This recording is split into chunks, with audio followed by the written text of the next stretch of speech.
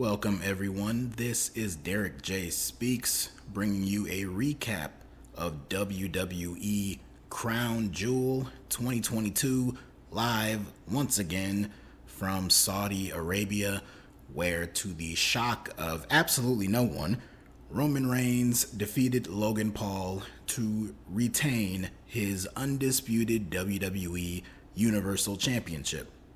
But I think to the shock of a lot of people, the match was really, really excellent. And Logan Paul, whether you love him or whether you hate him, you cannot deny that this man was built for WWE. His presentation, his personality, his charisma, and his in-ring ability are all tailor-made for this business, and it was on in full display in that main event. A little bit of an overbooked mess of a main event, at least in the closing minutes of it, but overall it was a very fun main event championship match. A great solid way to close out the show, a show that was overall very great from top to bottom, had a lot of fun action. Honestly, two of the best matches on the entire show involved the women. We had the women's tag team titles on the line in a really great match, and the last woman standing match with Bianca, Belair, and Bayley was also very great, very creative, and a lot of good stuff took place on this show. So let's not waste any more time, and let's go ahead and get right into it, starting off with the show opener. The show opened in a big way with Brock Lesnar versus Bobby Lashley, a rematch from their WWE Championship match from earlier this year at the Royal Rumble. Bobby Lashley was able to score the victory in that match thanks to interference from Roman Reigns. And so now, fast forward all these months later, after suffering several losses, Brock Lesnar has, he went into this match with Bobby Lashley, and their match at the Rumble was a bit disappointing. This one, I was hoping it would be better, and it was. The finish, a little flat, but I understood the purpose for it. But this match, just smash mouth action. Just two big, giant, behemoth men just colliding and beating the piss out of each other for a couple minutes to open up this show. Lashley attacked Brock before the bell, went after his knee, and that was pretty much how we got things rolling in the beginning. Lashley delivering a bunch of spears to Brock, including one spear through the barricade, and just really being a dominant force here. But Brock Lesnar, of course, is not going to go down quietly. He got back into it, took Bobby at Suplex City, hit him with an F5, and only good for a 2 count. Eventually, though, Bobby Lashley got back into things. The two of them were going back and forth. The crowd was very pro Lesnar and very anti Bobby Lashley, especially as the finish came around. But we see Bobby Lashley lock in the Hurt Lock, and Brock is starting to fade. He's getting down to one knee. The referee is asking him if he wants to quit. Brock is telling him, "I will never quit." And he told him to shut up. So as Brock is starting to go down, he gets a resurgence of power, and then he powers himself over to the apron. He kicks off the top turnbuckle, falls backwards, and falls into a pinfall on Bobby Lashley and gets the win. A very sudden, matter-of-fact win for Brock Lesnar in this match. A flash pin, if you will. Not a very dominant win for Brock Lesnar, but a win is a win. He wins the match here. After the match, Bobby Lashley, very angry, locks Brock Lesnar in the Hurt Lock as the crowd showers Bobby Lashley in boos. So this match was very good. It was, like I said, very high intensity action and much better than their match at the Royal Rumble this year, which was fine, but it kind of dragged in moments. Nothing about this match really dragged. So, good stuff here, and clearly judging by this finish, both men are at one win apiece over each other and how indecisive of a victory this was for Brock Lesnar here. And with the post-match attack, it's clear that we are getting a rematch at some point down the line. Maybe it will be at the Royal Rumble in January. Maybe they might save it for WrestleMania. Because quite frankly, I have no idea what you would do with either of these men otherwise at WrestleMania. So it's probably better off saving it there. And then maybe you can build up both men being in the men's Royal Rumble match, and they can eliminate each other to set up the WrestleMania rematch, probably with a stipulation attached to it. But good stuff here, and a strong way to open up the show. An even stronger way to follow up on this was up next, the women's tag team title match. Damage Control challenging Asuka and Alexa Bliss, who won the titles from Dakota Kai and Io Sky the previous week on Monday Night Raw. Before the match, backstage, the champs are being interviewed by Byron Saxton right next to a TV monitor. As Alexa Bliss is answering a question and she's talking, she is interrupted by a quick flash on the monitor of a bunch of random images. One of those images including the Bray Wyatt symbol, the upside down butterfly that we have seen in association with Bray Wyatt ever since he's returned. It caught Alexa off guard, kind of shook her up a little bit, and then she proceeded to continue with her promo and talking, and then they went out for their match. So a slight tease that maybe this Bray Wyatt stuff might come back around to Alexa. Maybe it was just something to throw you off. Who knows? We get to the match, and this was a really fun match. Honestly, this was a lot of fun. We've seen these two teams face each other several times over the past several months, and a lot of their matches have just been very okay. Nothing overly special about any of them. But here on this show, this was a lot of fun. Everyone looked great. Asuka, of course, is Asuka, so she's always going to look great in the ring. Dakota, Io, even Alexa Bliss, who has not really been on her A game, or something has just been very off with her positioning ever since she returned a few months ago. But in this match, she was great. She was one of the highlights of this match. And the biggest help with this match going down as well as it did was the crowd. The crowd was really into this match. They were really into everything on this show, but they were really excited about this match, and it really added an extra layer of energy and excitement to this match. So great work from all the women involved. We'll skip forward to the finish. We see Alexa Bliss up top. Dakota Kai is down, and Alexa's going up top after hitting Dakota with a DDT. She goes up there. She's about to come down with Twisted Bliss. Meanwhile, Asuka and Io are fighting on the outside. They brawl into the ring, and this distracts the referee. She's going over to try to break them up, get them out of the ring. So behind the referee's back, we see Nikki Cross. Now, Nikki, former Nikki ASH, she shed the superhero bullshit a few weeks ago, and she's back to crazy Nikki Cross again. She came out here, and she gave the assist to Damage Control. She hit a draping, spinning neck breaker on Alexa off the top turnbuckle. She escapes. She gets out of dodge. Alexa's laid out. Dakota goes over, covers her, and gets the win. And Damage Control regains their tag team titles. Really fun match here.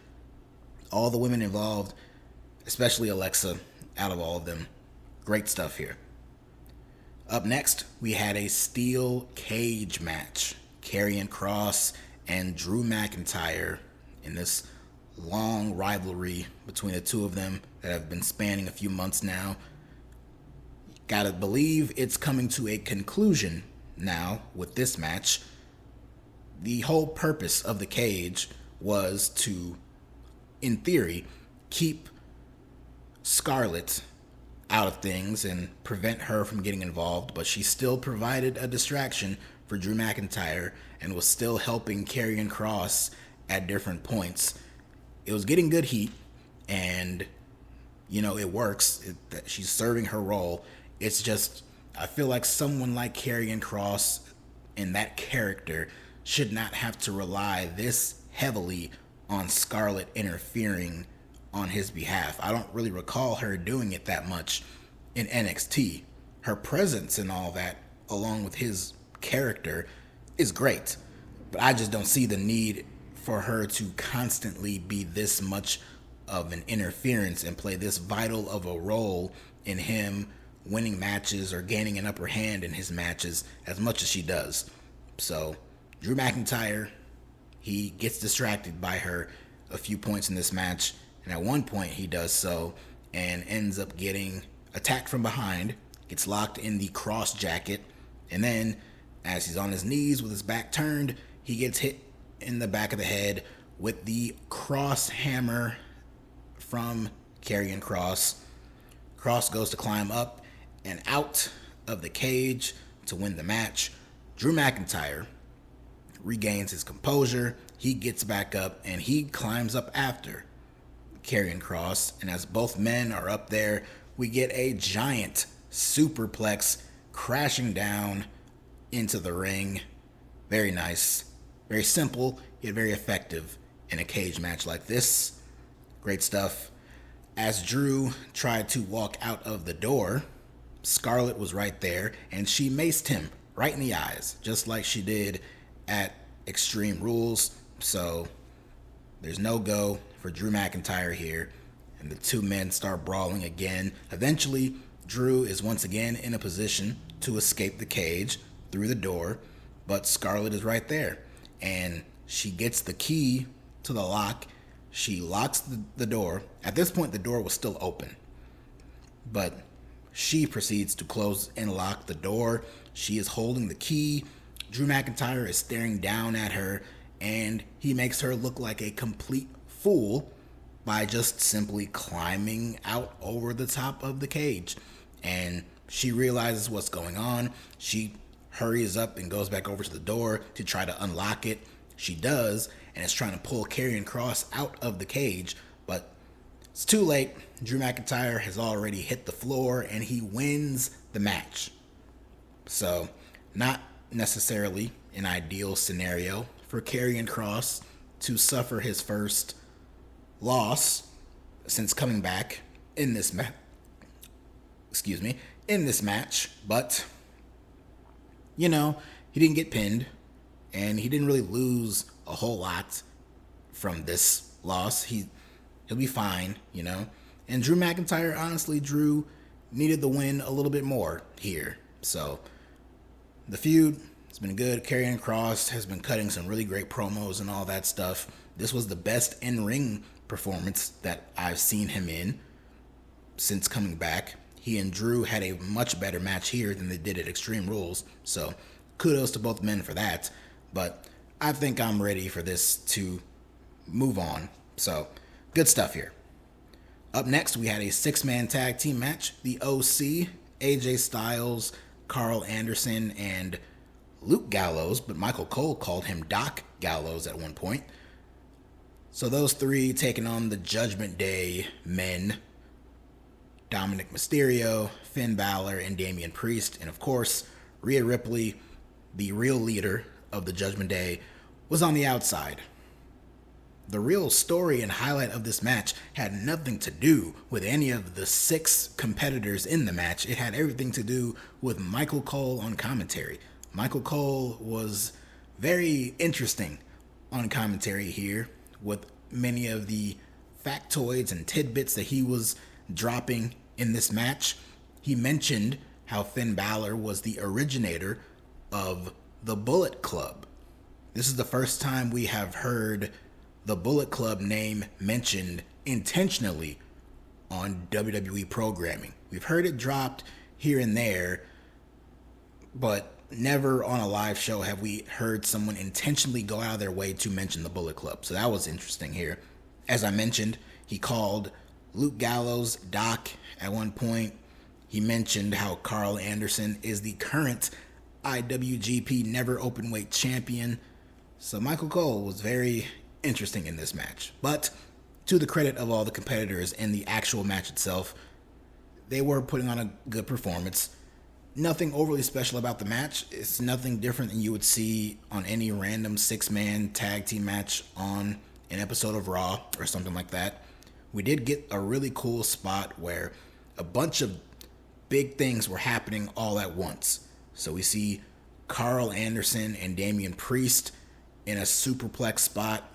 We see AJ Styles and Finn Balor in a superplex spot. And we see Doc Gallows have Dominic Mysterio on his shoulders, hitting him with an electric chair. Everyone took their respective moves and slammed at the same time, all in this giant cluster. It made for a really cool visual, and that was the biggest highlight of the match itself. But the finish came around where AJ was on the apron, seemingly going for the phenomenal forearm, but once again, Rhea Ripley gets involved behind the referee's back. She scoops up AJ on her shoulders and drops him face first onto the apron. At this point, Michael Cole, once again on commentary, offered the line of the night when he said, "Somebody's got to kick her ass," which is true. We're beyond the point where she needs to have her ass kicked for this story. So it's nice that Michael Cole mentioned that. But back in the ring, AJ gets hit with the coup de grace from Finn Balor, who scores the win, and the Judgment Day pick up the victory. Poor Carl Anderson missed out on a New Japan show to fly all the way to Saudi Arabia and lose. Sucks for him. But fine match. Michael Cole was the highlight, especially that one line about Rhea. But there was that. Up next, Braun Strowman taking on Omos. The battle of the monster of all monsters and the Nigerian giant. This match was either going to be really, really bad or be really shockingly excellent. At least that's what I thought. I didn't think there was going to be much of a middle ground, but it turns out there was a middle ground. It was right smack dab in the middle. It was not offensive, but it was far from great. But from what they did do, it was okay. Honestly, I was shocked that it was as one-sided as it was.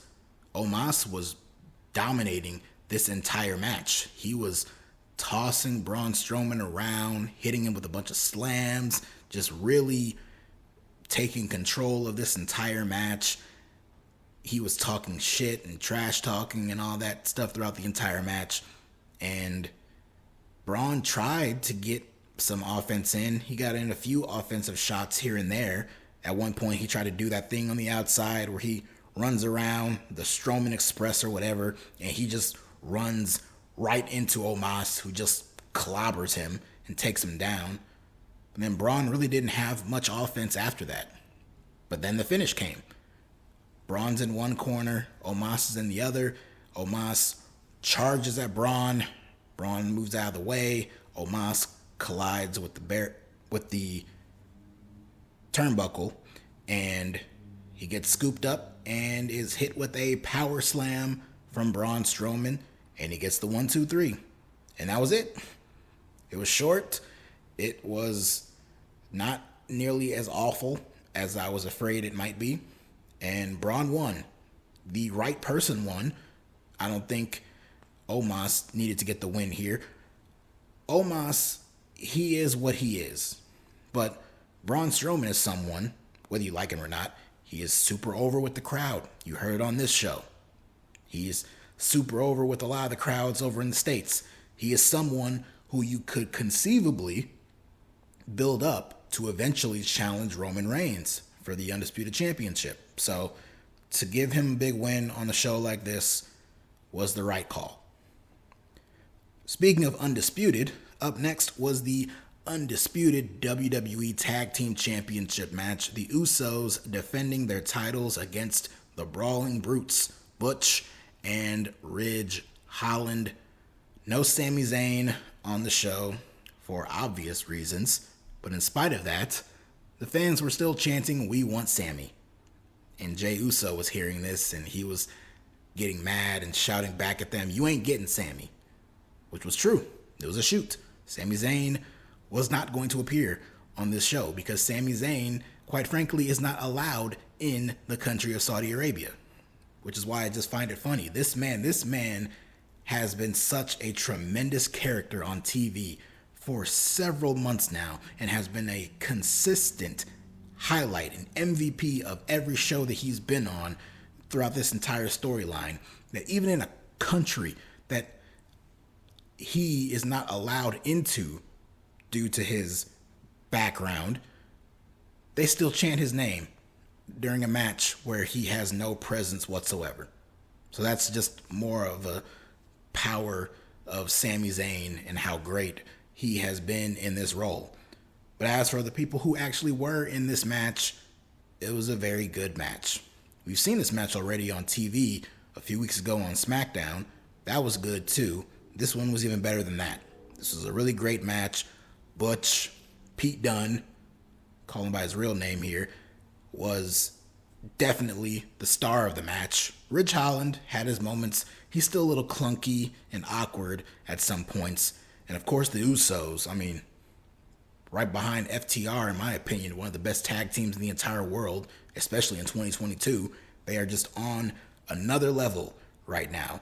And to the shock of absolutely no one, they picked up the win here. A very creative, awesome looking finish where they hit an avalanche 1D on Butch off the top turnbuckle, crashing down into the ring to get the win and retain their titles. So very fun match here with a very fun finish. But even more fun was the next match, that being the last woman standing match between Bayley and Bianca Belair for the Raw Women's Championship.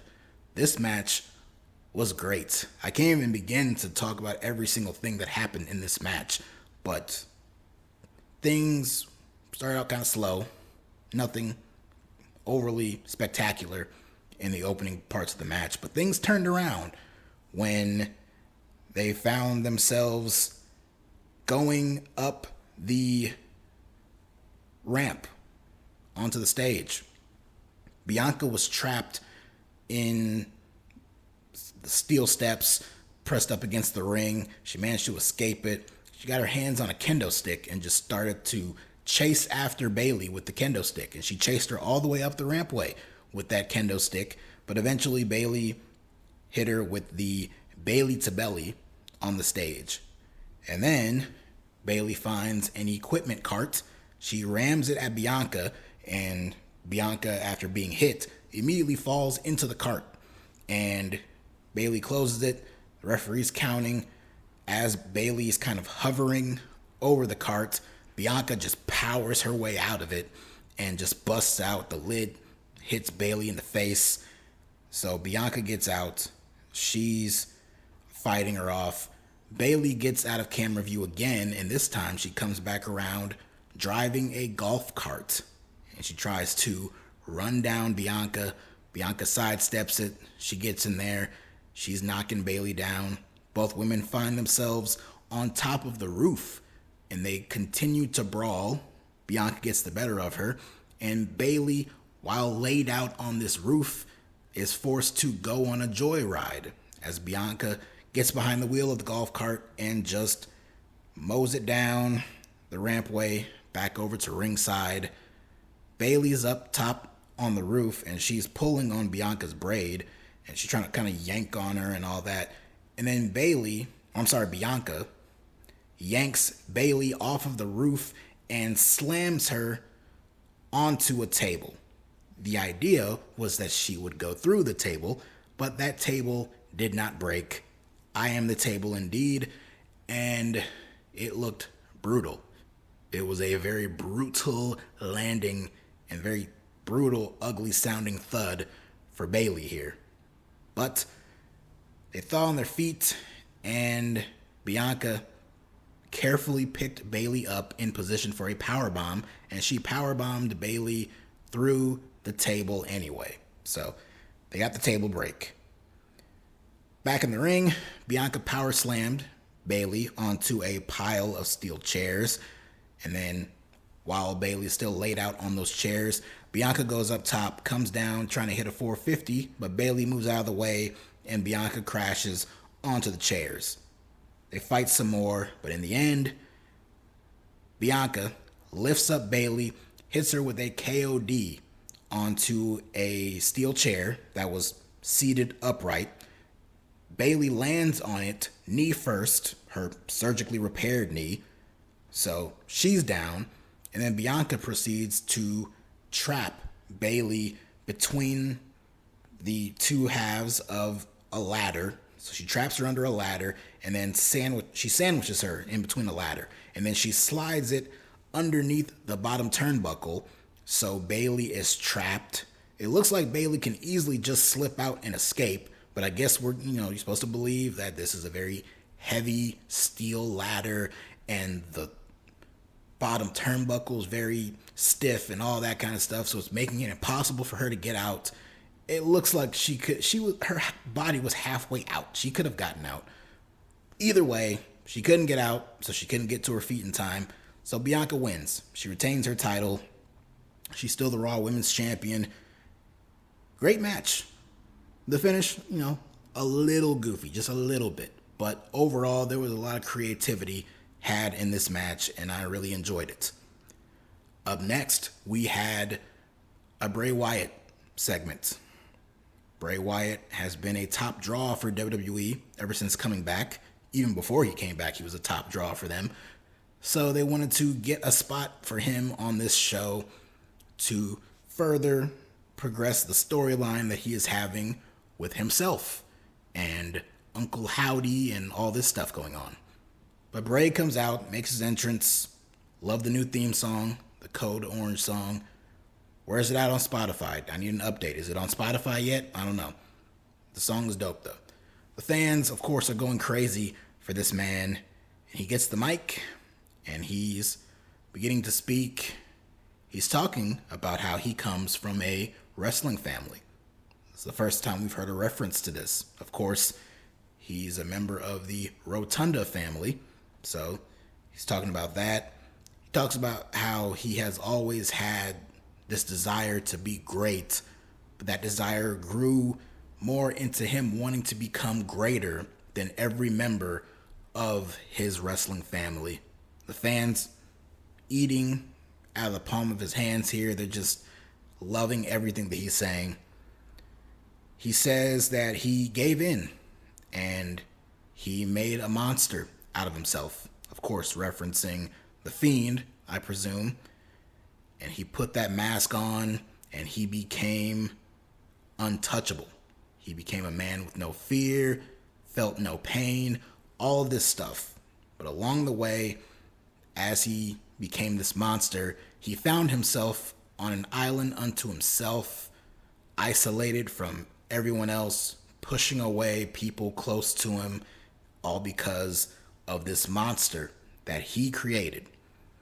He said he was all alone and no one really loved him. Of course, the fans broke out into a "We love you" chant, so they love him. But then Bray basically cut that off and said no one really loves him. They love the idea of him. They love what he can do. They love the things that he can do, which is kind of a shoot because a lot of people, they really only love Bray for the things that he's able to do. So, he's not completely wrong there. But he is closing things out by saying, "My name is Bray Wyatt." He keeps repeating it over and over again. The fans are really cheering for this. And he says, "I am here to rewrite the ending to my story." He is then interrupted on the Titantron by a bunch of flashing images until it is revealed that it is Uncle Howdy who is talking to him. This is not the person behind the black phone type mask that we saw Bray in at Extreme Rules. This is the new character who has the weird twisted looking old man mask that kind of looks like Barry Windham, even though I'm positive it's not Barry Windham. I'm positive it's Bray Wyatt. You heard him talking here.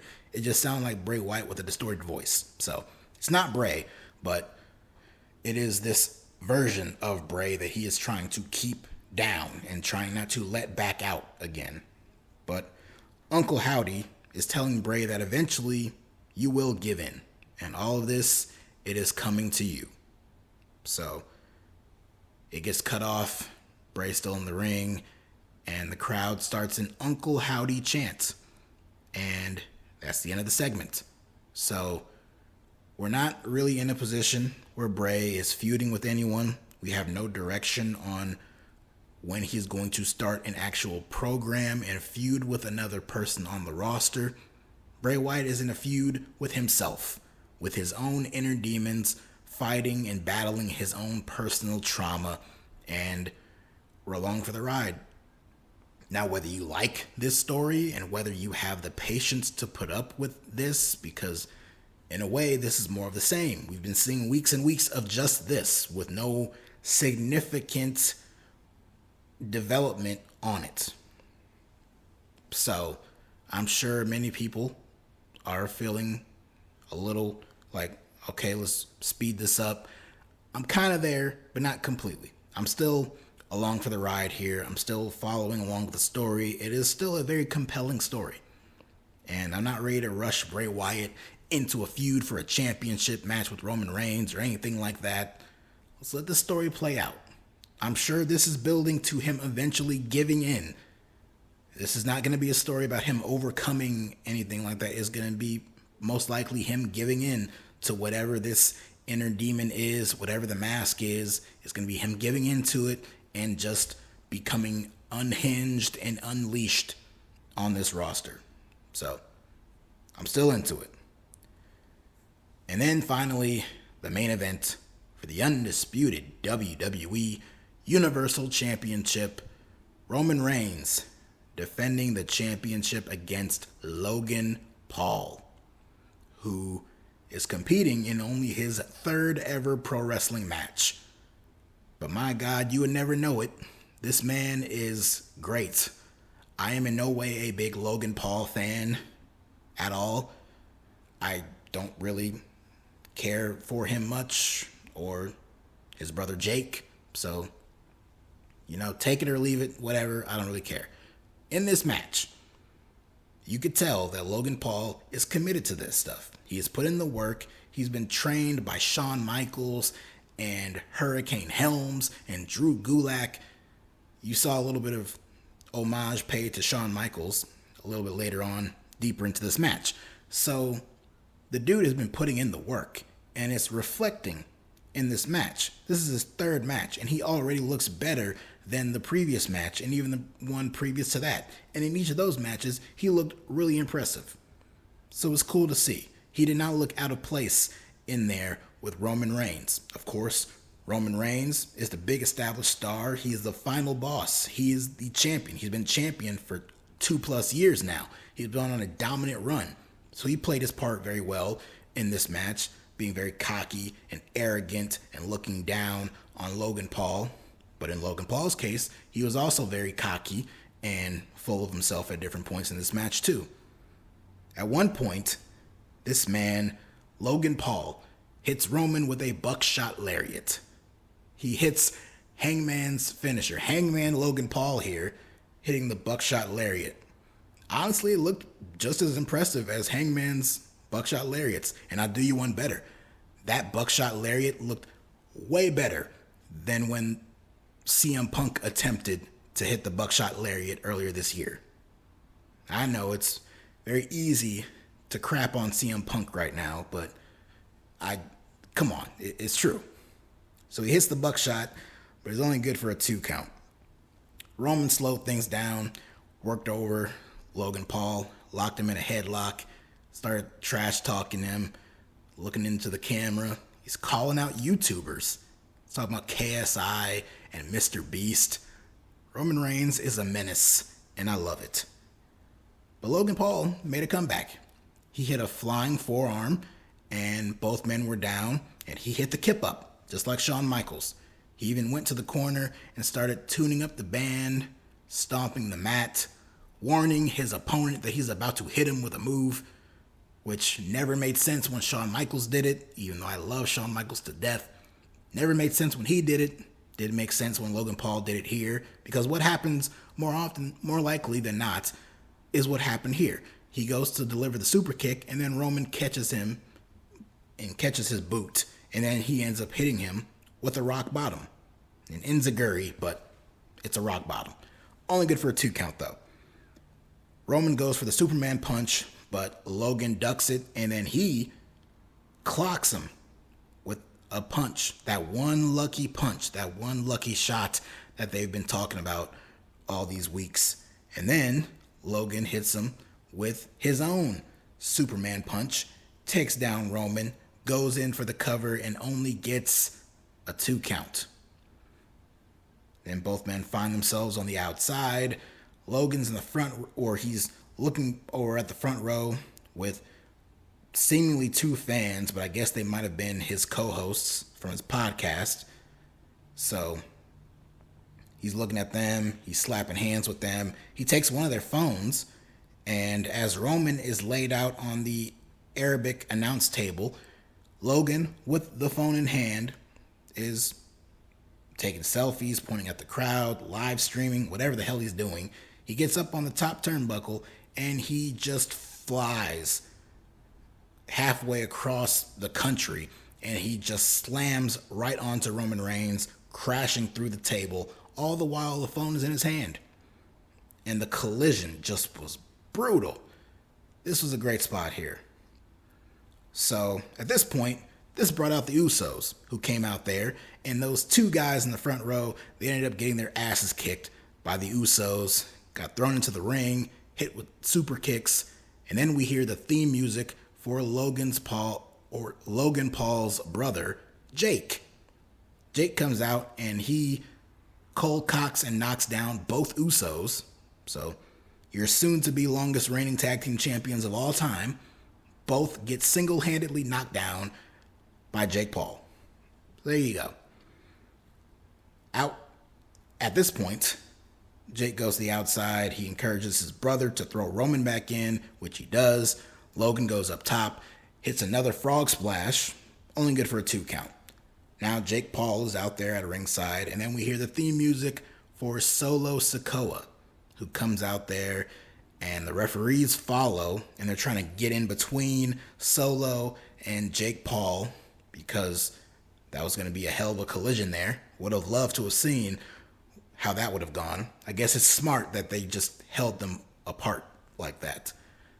But the Usos come over, they try to get involved in the situation too, and then Logan Paul hits a big dive out of the ring down onto both Usos. And then as he gets right back into the ring, he is immediately caught with a Superman punch, followed up by a spear, and Roman Reigns retains his championship. No shock on what the outcome was. Obviously, there's always a chance in wrestling, and you just never know. But here, you knew. They got exactly what they wanted. They gave the Saudi fans a big marquee championship main event. They got some good publicity from it because you got Logan Paul challenging for the title. Jake Paul, who's coming off of his boxing victory over Anderson Silva. He's a hot topic right now. You get a good spot with him, knocking down 2 of your wrestlers. You get that photo op for ESPN and all the big news sites and all that stuff. So they got what they wanted. But in addition to that, they also got what they wanted, which is boosting credibility to Roman Reigns and giving him yet another big win. Another victim falls at the feet of the tribal chief. But he didn't go down without putting up one hell of a fight. Logan Paul, like I said, this man proved that he is built for this. It is very rare. I have not seen too many other people who have come into this wrestling business completely cold and having no real experience doing it, and then picking up on it as quickly as he has. He is a giant personality. That's obvious. He is very athletic, very talented, very gifted in his abilities. But it's just how quick he has picked up on the wrestling business, the in-ring talent stuff, and just him playing to the crowd and all that stuff. He did very well. He did not look out of place. Obviously, Roman Reigns, he's just another level of star power right now. They say he's in God mode. That's a shoot. So he's just on an island all to himself. Hey, like Bray Wyatt. But seriously, so he plays his role perfectly well too. But Logan Paul, in addition to that, like the two just, they fit well. They meshed very well in this match, and it made for a very entertaining main event for this show, which was an overall really great show. You had a few things, so-so, okay, good, but you also had some very excellent stuff on this show. That women's tag team title match, great. The last women's standing match, great. That main event was great. So all that stuff makes for a very good show. Up next, as far as WWE is concerned, they have Survivor Series. War Games comes to the main roster. It's about damn time. Hopefully, the Bloodline get a spot in a War Games match this year. So, good to look forward to that. But elsewhere, as far as me and me reviewing things and covering things and all that stuff, I'll be talking about AEW Full Gear in the coming weeks. Might throw in a Raw or a SmackDown or Dynamite review here and there. This time next week, we have a big movie being released, Black Panther 2, Wakanda Forever. Might have some thoughts about that film. You never know. So just stay locked in on this channel. Hit that like button, hit that subscribe button. Comment down below what your thoughts were about this match. And of course, follow me on Twitter at DerekJ Speaks, where I talk about all of this craziness all throughout the entire week. Thank you for listening. I appreciate all of you. Have a good rest of your day.